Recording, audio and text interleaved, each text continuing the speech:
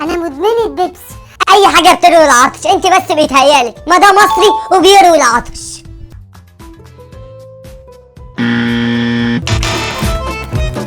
فلامنكو المصري ده اصيل ايه؟ مصر على اصوله. ركزوا كويس قوي معايا النهارده هنعمل تحدي غريب من نوعه، المنتجات المصريه ضد المنتجات اللي ما تتسماش، وهتتقسموا لفريقين، فريق المنتجات المصريه وهيبقى اسمه فريق الطيبين، وفريق المنتجات اللي ما تتسماش وهيبقى اسمه فريق الاشرار. احنا هنعمل قرعة يا بابا ولا هنقسمها ازاي؟ انا مجهز كل حاجه. فريق الطيبين هيبقى ظريفه وام سعد وفريده، وفريق الاشرار هيبقى ام عمر وحماتي وفارس.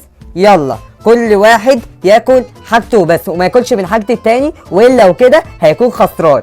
3 2 1 جو.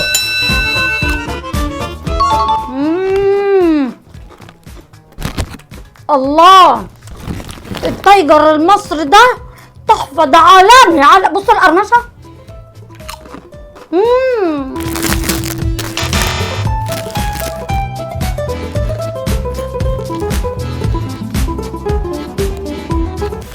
هو طعمه كويس بس مش عارفة ليه حاساه كله زيوت كده ودهون تقيل. خد الدقه واحده هتعجبك قوي. انا عارفاكي انت عايزاني اخسر عشان انت تكسبي، انت والفريق بتاعك وفريق انا يخسر. عمرك سمعت يا ماما ان الاشرار كسبوا الطيبين قبل كده؟ ها؟ بصراحة لا، او ممكن يبقى فيه في افلام كتير انا شفتها الاشرار فيها بيكسبوا في الاخر. طب وفي اخر الفيلم إيه اللي بيحصل؟ ها؟ مش فاكرة. الايس كريم المصري ده جامد قوي. يا نهار ابيض، البتاع اتعمل. معلش بقى يا ام سعد هتغسلهولي. امسكي يا ام سعد اغسلهولي. حاضر يا ست. هو في هنا يا ست برسيل ولا اريال اغسل بيه؟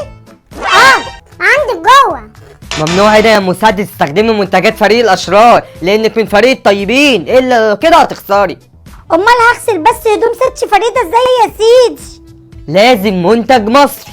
في عندك اوكسي جوه يا ام سعد، ده منتج مصري عالي الجوده. اوكسي؟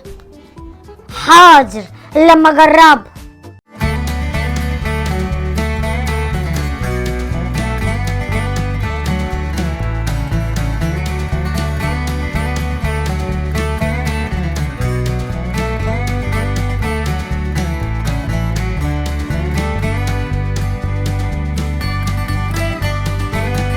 A few moments later. اتفضلي يا ست. الله على الهدوم ده. ايه ده يا ام سعد؟ انت بوظتي الشاكيت كده ليه؟ والله يا ستي ده انا غسلاه كويس بايديا دول، معرفش هو اللي حصل له كده بعد ما نشف. معلش بقى يا بنتي يا فريده، هي جوده منتجات الطيبين بتبقى كده شويه مش تمام. خشي يا بنتي يا ام سعد، خشي جوه هتلاقي المسحوق بتاعي، خدي منه حب. لما اروح اغسله بقى بالبرسيل ولا الاريال علشان بروز الست فريده ما تبصي.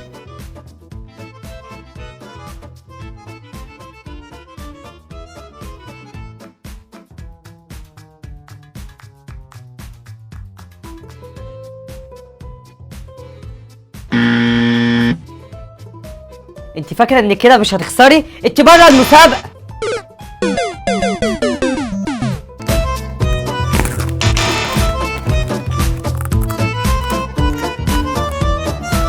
الله، الشيف ده طعمه جميل قوي، اما مش عارف غيره. ايه الحلاوه دي؟ الله يا سلام، كل حاجه عند الاشرار ليها بديل عند الطيبين. يعني يا فارس الشطس اللي انت ماسكه ده ليه بديل. الفلامنكو المصري ده اصيل ايه؟ مصر على اصوله. خد دق واحده كده. لا انا مش ممكن اكله ابدا.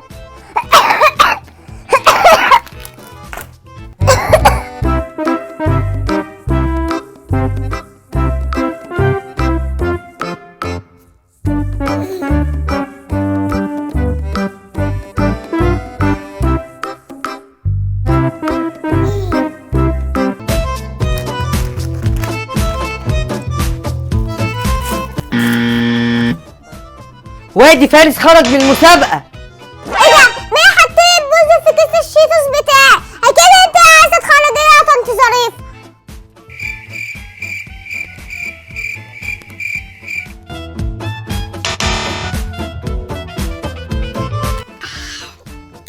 ياه، انا مدمنة بيبسي، ما اقدرش يعدي يوم من غير ما اشربه.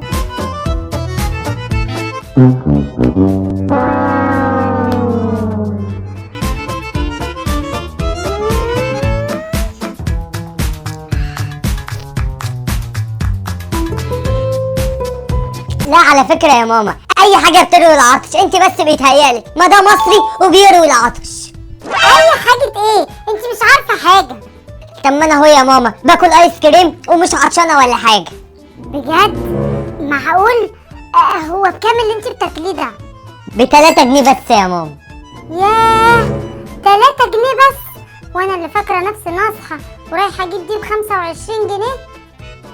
طب بقول لك إيه؟ ما تدوقيني كده. امسكي يا ماما هيعجبك.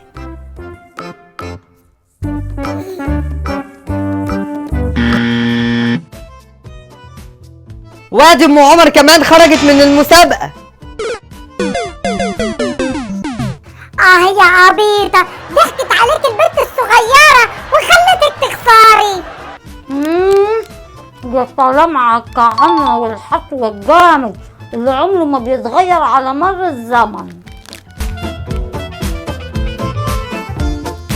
ولا اللي انت بتاكليه ده يا ظريف عبارة عن ايه؟ ده عبارة عن بسكوت مقرمشة من فوق ومقرمشة من تحت وفي النص كريمة دايبة، مش قادرة اوصفلك جماله. ما تاخدي تدوقي من غير ما حد ما ياخد باله. طيب هاتي يا بنت كده واحدة في السر.